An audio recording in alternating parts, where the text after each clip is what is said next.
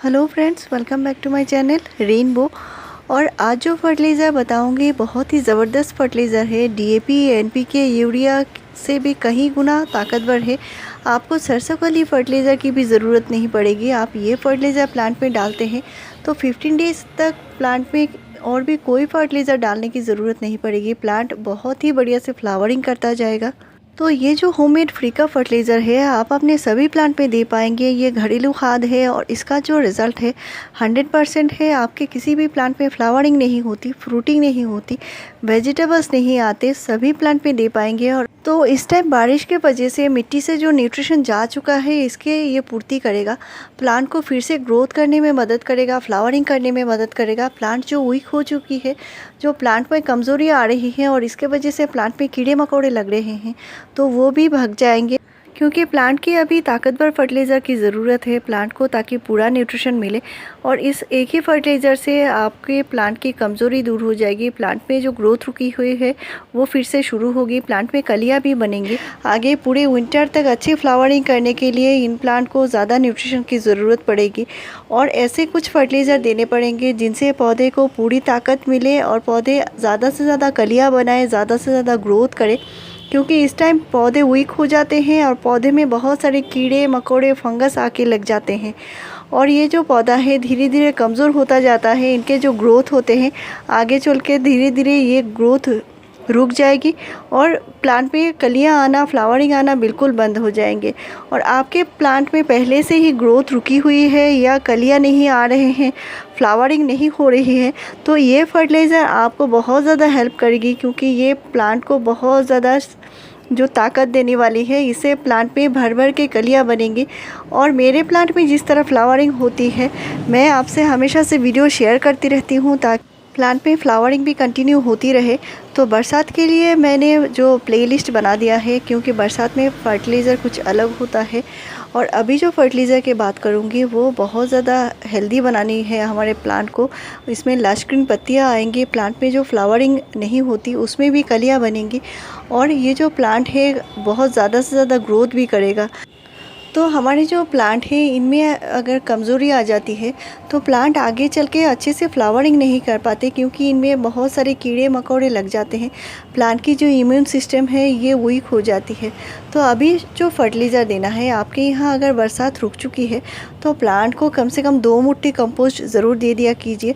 Compost मिट्टी में देने से प्लांट को फ़ायदा ये होगा, ये जो कंपोस्ट होते हैं धीरे धीरे डिकम्पोस्ट होते हैं और ये प्लांट को मिलते रहते हैं। लेकिन जो मैं लिक्विड फर्टिलाइज़र की बात करती हूँ वो लिक्विड फर्टिलाइज़र जो होता है इंस्टेंट प्लांट को मिलता है। यानी आपको ये प्लांट जो है 2 घंटे में इनको ये फर्टिलाइज़र मिल जाती है। पानी की तरह होती है ये और पानी जैसे प्लांट एब्जॉर्ब करके फ्रेश हो जाती है। तो इस तरह ये लिक्विड फर्टिलाइज़र भी प्लांट जल्दी से जल्दी ले लेते हैं। तो इसलिए लिक्विड फर्टिलाइज़र जो होता है वो मैं 10 दिन के गैप में देती जाती हूँ और ये प्लांट को इंस्टेंट मिलता है। प्लांट में कोई कमज़ोरी नहीं आती और जो फ्लावरिंग होती है वो भी कंटिन्यू चलती रहती है। तो आपने देखा भी होगा मेरे प्लांट में हमेशा से फ्लावरिंग होती है। और ऐसे कुछ प्लांट हैं जैसे हाइब्रिड गुड़हल हो गया या जो एक्सोरा हो गया, ऐसे बहुत सारे प्लांट हैं जो विंटर में भी मेरे यहाँ अच्छे से फ्लावरिंग करते हैं। और मेरे मोगरा प्लांट में भी अच्छे से अभी फ्लावरिंग हो रही है। और आपके प्लांट में अगर मोगरा प्लांट में फ्लावरिंग रुक चुकी है तो प्लांट को थोड़ी सी डेड हेडिंग कर दीजिए, थोड़ी सी हल्की ट्रिमिंग कर दीजिए। हल्की कटाई छटाई करने से प्लांट में फिर से ग्रोथ शुरू होगी। और ये जो फर्टिलाइज़र है और साथ में कंपोस्ट आपको देना है मिट्टी में, तो इससे प्लांट में अच्छे से ग्रोथ शुरू होगी, फिर से फ्लावरिंग भी होगी।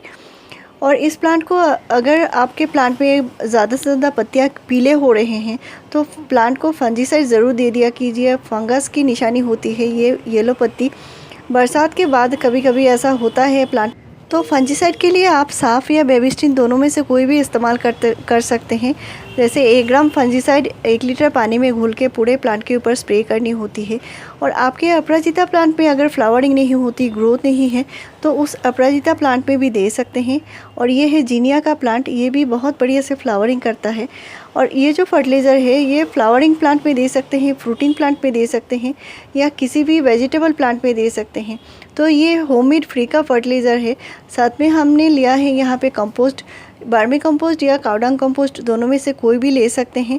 और यहाँ पे मैंने पानी में इसे बनाऊंगी, तो मैंने यहाँ पे हाफ़ लीटर पानी लिया है। आप 1 लीटर पानी में एक साथ बना सकते हैं, मैं पानी बाद में ऐड करूँगी। तो यहाँ पे मैंने बनाना का पील लिया है, केले का छिलका लिया है। आपके पास अगर केले का छिलका नहीं है तो प्याज के छिलके का इस्तेमाल कर सकते हैं। तो यहाँ पे मैंने 2 केले का छिलका लिया है, आप इसमें और भी ज़्यादा चाहें तो इस्तेमाल कर सकते हैं, कोई हानि नहीं है। और मैंने यहाँ पे 1 कप वर्मी कंपोस्ट दिया है, और काऊ डंग कंपोस्ट है तो मैं आपसे दिखा रही हूँ। काऊ डंग कंपोस्ट है तो उससे भी आप बना सकते हैं, या उपले हैं, कंडे हैं तो उनमें से भी आप बना सकते हैं।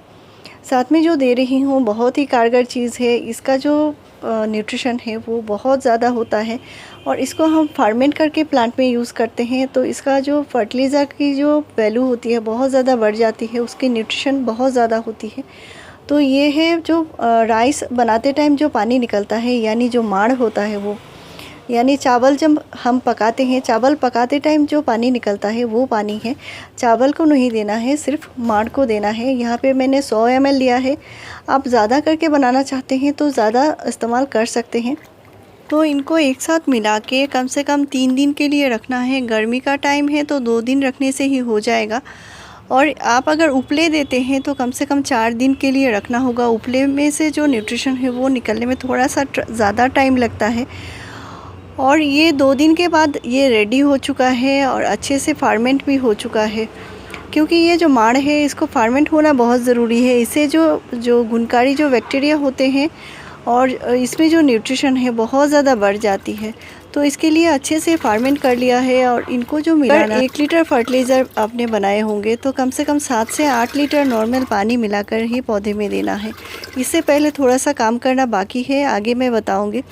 तो अभी बरसात का टाइम है और अगर मिट्टी थोड़ी सी सूख गई है तो सबसे पहले आपको मिट्टी की गुड़ाई करनी पड़ेगी। गुड़ाई अगर नहीं करेंगे तो पौधे के जो रूट हैं वो अच्छे से इनको ले नहीं पाएंगे। न्यूट्रिशन जो है मिट्टी के एकदम पॉट के नीचे तक नहीं पहुंचेगा। और बरसात में जो होता है, बरसात में मिट्टी जो होता है धीरे धीरे बहुत ज़्यादा टाइट हो जाती है, हार्ड हो जाती है। तो इसके लिए मिट्टी की हल्की गुड़ाई करना ज़रूरी है, और मिट्टी थोड़ी सी सूखे तभी गुड़ाई करनी है। गीली मिट्टी में आपको गुड़ाई भी नहीं करनी है, फर्टिलाइज़र भी नहीं देना है और पानी भी नहीं देना है, नहीं तो प्लांट में बहुत जल्दी फंगस लग जाएगी। इनको जो करना है, इनको छान के देना है पौधे में। केले का जो छिलका है इसको हम अभी भी मिट्टी में डायरेक्ट नहीं डालेंगे। अगर आप डालना चाहते हैं तो इनको अच्छे से सुखा के ग्राइंड करके इनको डाल सकते हैं। तो मैं जो थोड़े से नाजुक पौधे होते हैं जैसे गुलाब हो गया या हाइब्रिड गुड़हल हो गया, इनमें मैं केले का छिलका कभी भी डायरेक्टली नहीं डालती। प्याज के छिलके देती हूँ लेकिन केले का छिलका नहीं देती। आप अगर मिट्टी में डीएपी, यूरिया ये सब खाद डालते हैं तो इस खाद को देना बहुत ज़रूरी है। ये मिट्टी को फिर से रिचार्ज करेगा, उपजाऊ बनाए रखेगा। और इसको देने के बाद कम से कम 15 डेज़ तक आपको मिट्टी में और कुछ भी फर्टिलाइज़र देने की ज़रूरत नहीं है। मिट्टी के ऊपर यानी प्लांट के ऊपर आप स्प्रे कर सकते। तो आप अपने गुलाब, गुड़हल, मोगरा सभी पौधे में दे सकते हैं, और सुबह को या शाम को ज़रूर दे सकते हैं। और ऐसे ही इन्फॉर्मेटिव वीडियोस मैं हर रोज़ डालती रहती हूँ। मेरे चैनल को ज़रूर सब्सक्राइब कर सकते हैं। लाइक, शेयर और कमेंट कीजिए। वीडियो पूरा देखने के लिए थैंक यू।